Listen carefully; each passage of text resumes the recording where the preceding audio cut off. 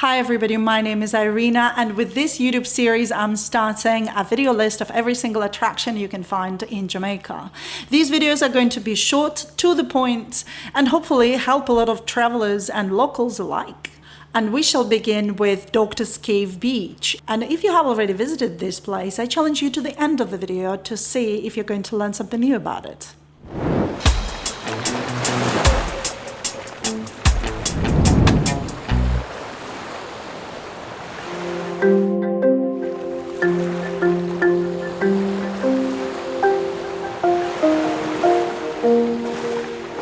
Doctor's Cave Beach is located in the middle of Hip Strip in Montego Bay, Jamaica. It is second most visited beach in Jamaica and rightly deserves to be called one of the best beaches in the Caribbean. This beach is private but open to the public at a small fee of $6 per adult and $3 per child under 12.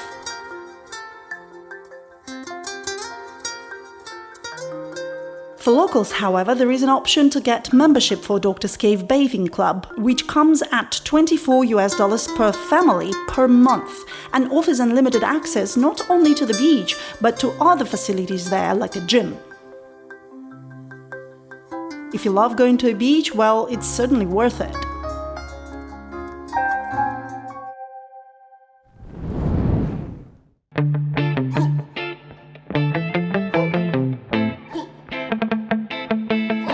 Here is the list of few things why this beach can be a perfect choice for you. The beach is shallow in the beginning, but gradually goes deep, making it perfect for swimmers, and there is a fringe of palm trees along the beach, which not only give shade, but also make the beach cozy.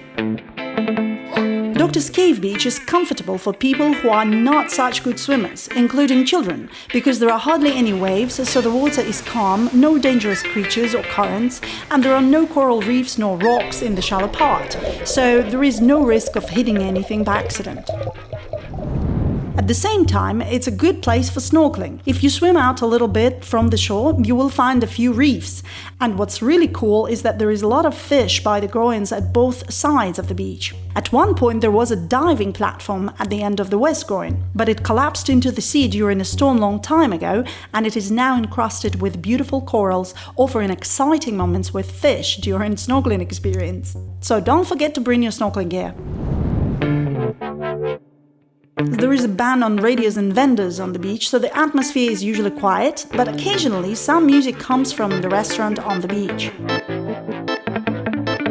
The beach has all the modern facilities with changing areas and equipment available for rent, like lounge chairs and umbrellas.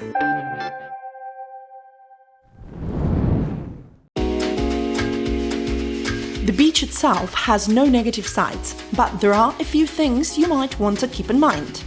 There is no convenient parking. If you are a tourist, there is nowhere for your driver to wait for you, so you have to arrange the time. If you are local or have a rented car, you have to leave it elsewhere and walk, unless you are lucky and can get a parking spot for about $1 per hour along the busy street.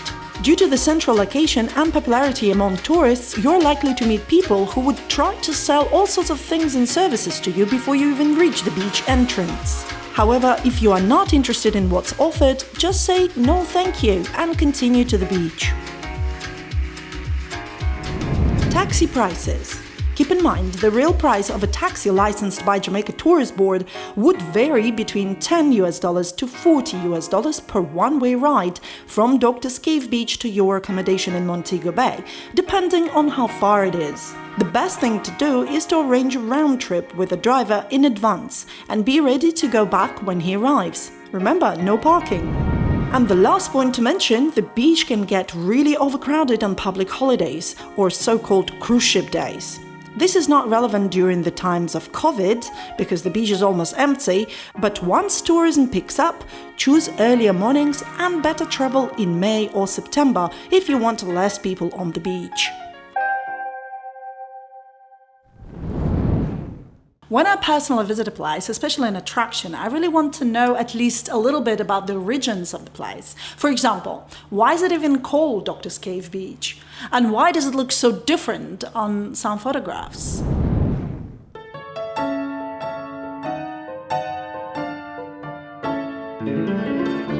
Doctor's Cave Beach began its life in 1880 as a sanatorium founded by Dr. Alexander James McCaddy. In 1906, he donated this beach property to found a bathing club in Montego Bay. The club got its name because it was used by Dr. McCaddy and his friends, who were mainly from the medical profession, and at that time they entered the tiny beach through a cave. So yes, it's Doctor's Cave Beach, not Doctor's Cove.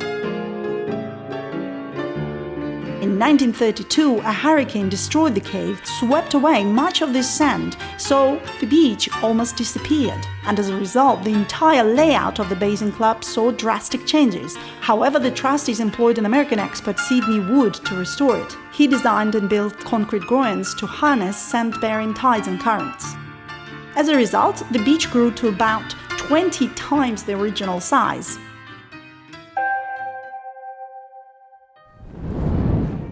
Once you enter the beach and walk to the middle of the beach along the concrete path, you might see a sign saying, "Warning, concrete columns in sand." And you might wonder, what columns? Well guys, these columns.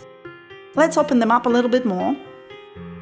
You see, many years ago, there was much less sand on the beach, and this path and walkway was actually a jetty to which boats could be tied. You can see the full size of it in some old postcards. Like in 1950s, it was in the middle of the water. So the sand shifts and the beach keeps moving, which also explains why photographs of Doctor's Cave Beach look so different from different years.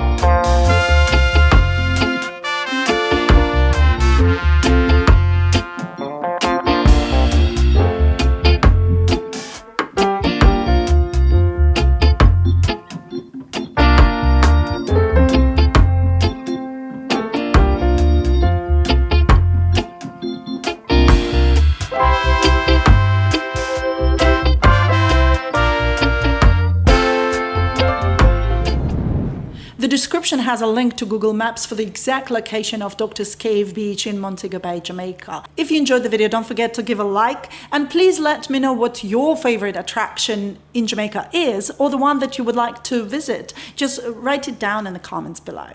More videos like this are coming up, so don't forget to subscribe not to miss them. Thank you so much for watching. My name is Irina, and I'll see you in the next one.